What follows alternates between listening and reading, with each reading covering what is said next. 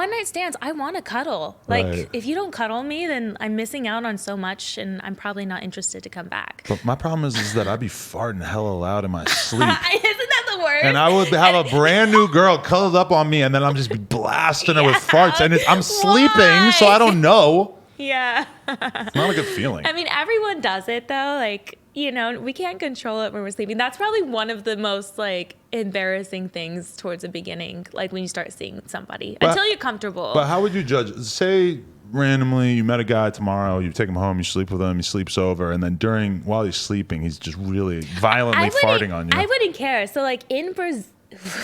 Brazil? Is this where we're going with this? No, this is a different story. Okay. So there was this really, really hot model that I slept with. I love that you're doing some aspirational fucking. You're out here getting the big dogs, the ones that all the other girls really want to fuck. That's cool. So picky. Nice. So there was this really, really like super sexy hot model that I slept with. And like I slept with him for like a few different times, and we'd spend the night together. And he had to come over to my hotel, and the food that like was there was all super, super spicy, and it like really irritated his stomach. So the entire night he had like explosive diarrhea. It was like one of the worst things I've ever heard. But you're listening to it? I had to hear everything. It was so fucking bad.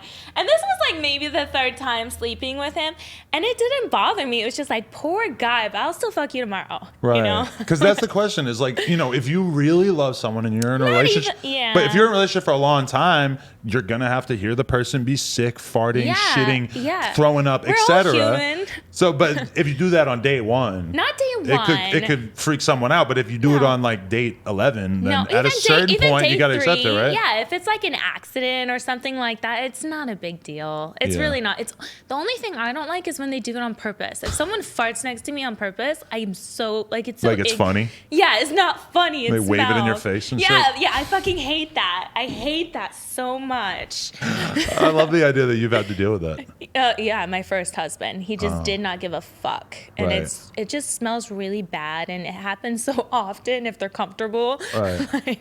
That's one thing I like about my girl is that she'll go like walk to the other side of the room and fart all the time. She's considerate. Yeah. But if I could still hear it, like you could kind of like go in the other room. Yeah, if someone too, does right? it accidentally, that's funny. It's you know, it's when it's on purpose that I get mad. Yeah. I mean, that's kind of the question is how much of a relationship needs to be serious versus like silly, you know? You need both. You need balance, 100%. But you can't have like the silliness stop you from having the serious sexy part as well, you know? Yeah, exactly. That was actually probably one of a big issue in the relationship I was just in, is he was always joking around and being super, super silly, so I can never take him like sexually serious, you know? It's like, but you're not being sexy, you're not flirting, you're like, everything's just a fucking joke. Wow. So there just needs to be balance. It's interesting. Yeah, because I mean like that, like the way you act towards someone during sex. Even before though, it So happens different. before. You have to flirt. You have to have that vibe and that chemistry and like let them know, hey, I'm into you kind of thing. Right. If it's all just a big joke and comes out of nowhere, like, I don't know. Like, I'm not going to be interested.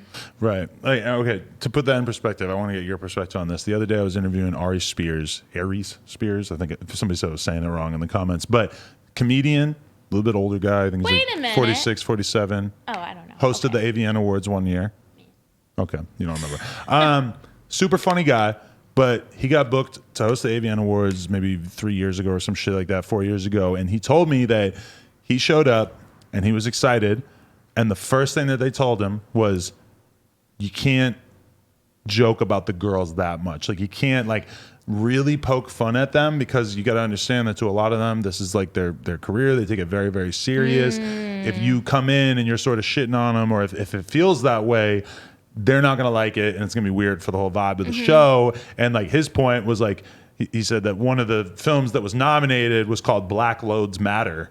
Oh, and to him, my God. it was kind of hard to take that super serious. It's like, this is funny. That's fucking funny. How am I supposed to act like this isn't funny?